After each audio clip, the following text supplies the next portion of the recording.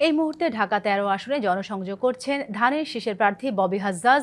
বিস্তারিত জানাতে রাজধানীর আদাবর থেকে সরাসরি যুক্ত হচ্ছেন সহকর্মী আরিফুল ইসলাম। আরিফিন, জাতীয় সংসদ নির্বাচনে আর মাত্র কয়েকটি দিন বাকি, এই শেষ সময়ে এসে প্রার্থীরা কি বলছেন, তারা কি বিশেষ প্রতিশ্রুতি দিচ্ছেন ভোটারদের? আর আজকে তো ছুটির দিনে কেমন দেখছেন নির্বাচনী প্রচারণা? দেখুন, ব্যস্ত সময় পার করছেন প্রার্থীরা। আমি এখন আছি ঢাকা ১৩ আসলে, সেখানে ধানের শীষের যিনি প্রতীক, সেই প্রতীকের ভোট চাইতে মানুষের দুর্গরা যাচ্ছেন, প্রত্যেকটা জায়গাতে যাচ্ছেন ববি হাজ্জাজ।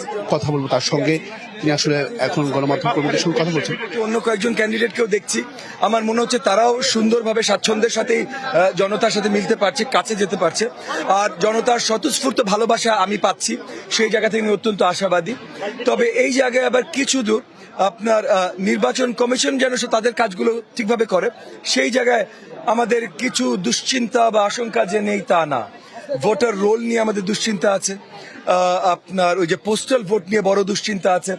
সেই জিনিসগুলো এখনো নির্বাচন কমিশন আমাদেরকে পরিষ্কার করতে পারেনি। আর মাত্র 6 দিন বাকি নির্বাচনের, 4 দিন যে প্রচারণার বাকি, এখানে প্রচারণা আমার মনে হয় যত জায়গা থেকে আমি খবর পাচ্ছি, আমার এলাকায় তো আমি সারাক্ষণ স্বাচ্ছন্দ্যের সাথেই সুন্দর প্রচারণা করছি, জনতার ভেতরে যাচ্ছি, স্বতঃস্ফূর্ত তাদের রিয়াকশনস পাচ্ছি, ভালোবাসা পাচ্ছি, এবং ওই জায়গাটা এই পর্যন্ত ঠিক আছে।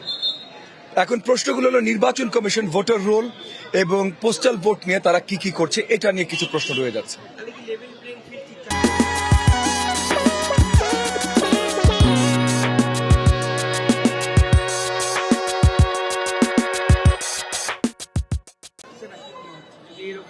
মানে এখন নির্বাচন কমিশন কি তাদের ইনএফিসিয়েন্সির জন্য এই জায়গাগুলোতে আটকে আছে, নাকি সরকারের ভেতর থেকে কাউকে সহযোগিতা করবার একটা প্রচেষ্টা আছে, সেগুলো বড় প্রশ্ন। কারণ ভোটার রোল, পোস্টাল ভোট, এই জিনিসগুলোতে সরকার যদি আলাদাভাবে কাউকে সহযোগিতা করতে চায়, তাহলে বিশালভাবে কিন্তু ভোট পুরো নির্বাচনটা প্রভাবিত করতে পারে। এই যেখানে একটা প্রশ্ন রয়ে যাচ্ছে, বড় প্রশ্ন। প্রচারণায় অংশ নিচ্ছেন, আপনারা যাচ্ছেন বিভিন্ন জায়গায় যাচ্ছেন, রিক্সার আর ধানের শীষ কেমন ধরনের প্রতিদ্বন্দ্বিতা হতে পারে? দেখেন, আমার কাছে মনে হয় যে ধানের শীষের সাথে এই এলাকায় খুব বেশি শক্ত প্রতিদ্বন্দ্বিতা কারোর হবে না। এখানে এটা আমার ধারণা, বলছি আমি কাউকে ছোট বড় করে বলছি না, এটা আমার ধারণা, বলছি শক্ত প্রতিদ্বন্দ্বিতা হয়তো হবে না। বাকিটা তো 12 তারিখে বোঝা যাবে।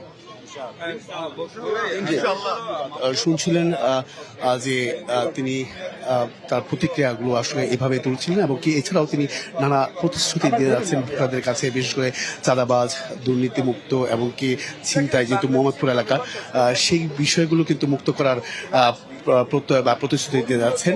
এখন আসলে দেখার অপেক্ষা যে 12 তারিখে আসলে শেষ হাসিটা কে হাসছেন এই আসন থেকে। তো এই ছিল এখান থেকে সবশেষ। অসংখ্য ধন্যবাদ আরিফ আপনাকে।